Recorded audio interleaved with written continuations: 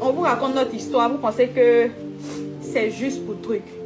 Nous, on dormait à terre. Hey, non, papa était en prison, on dormait à terre. C'est-à-dire, nous-mêmes, on dormait. Mais on dormait en disant, peut-être aujourd'hui, là, quelqu'un va partir. Il y avait toutes sortes. On était à côté de notre maison, il y avait un gros trou. Il y avait les insectes, les serpents. Souvent, même, on tuait serpents chez nous, là-bas et tout. Souvent, on retrouvait serpents là où on se lave. Une fois même, je dormais. Pour les bêtés, vous connaissez Gagaté maintenant. Les trucs qui ont des grosses chenilles, là. J'étais couchée, mortelle, là. J'étais couchée en bas comme ça, toute la nuit. Et c'est pas Dieu. Dieu nous a protégés. On était dans la galère. On est quitté dans le trou là-bas. On s'est retrouvé à Boro-Baoulé. Ma maman priait, désespérait pas. Ma maman, hey, elle priait. Malgré que son mari était en prison. Nous, on est là, petite comme ça, on la regarde. Elle priait, prie. Nous, on ne comprenait pas. Dieu a tellement été avec nous. Dieu a tellement été avec nous. Jusqu'à, on est allé même dans Pen. C'est-à-dire, on est quitté à Boro-Baoulé là. On est allé vivre dans Penthouse. Qui connaît Penthouse ici? La maison sur le toit. Quand ma maman est décédée, pour ceux qui venaient chez nous, ascenseur chez nous. Avant, on est au dernier étage. Au Penthouse, au 7e étage. À la CNPS. Qui pouvait croire, nous, enfants d'Abobo, on marchait pieds nus. On marchait combien de kilomètres pour aller à l'école?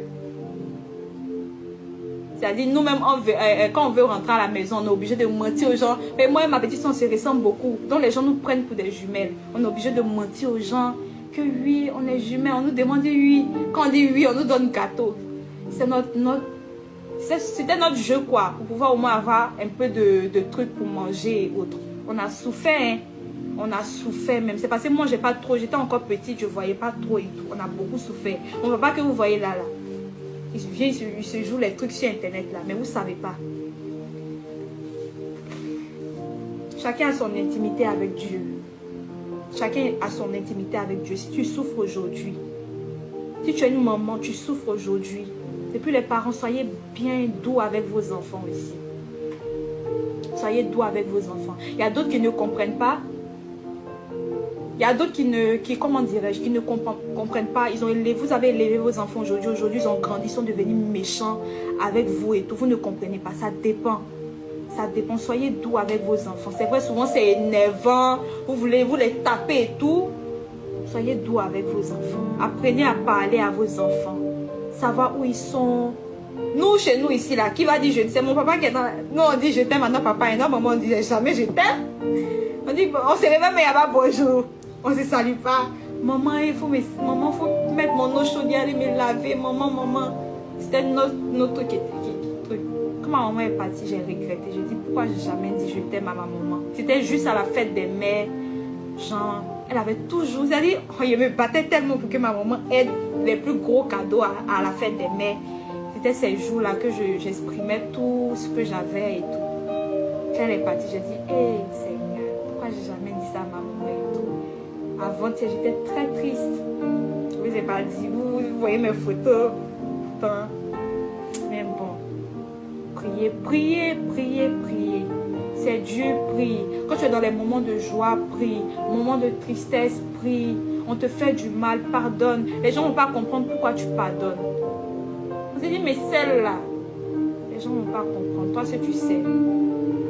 Toi, ce que tu sais. Toi, ce que tu sais. On te fait du mal, pardonne. On te traite de tous les noms, pardonne.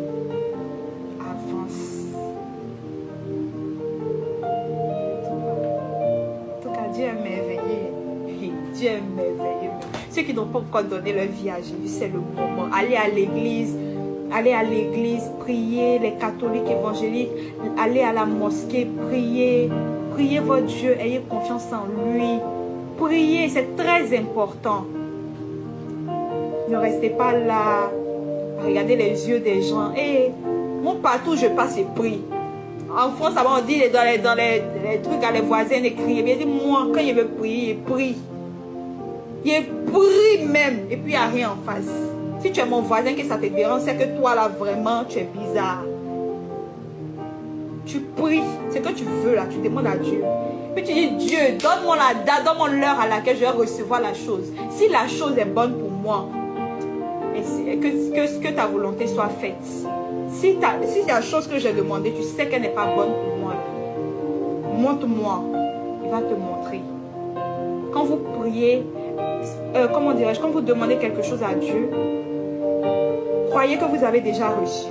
C'est comme j'ai demandé, je dit, Seigneur, je veux un bonbon. Et puis tu crois, tu imagines dans ton esprit que le bonbon, il est déjà là, tu es en train de déballer, tu es en train de le laper et tout. C'est comme ça, c'est la foi.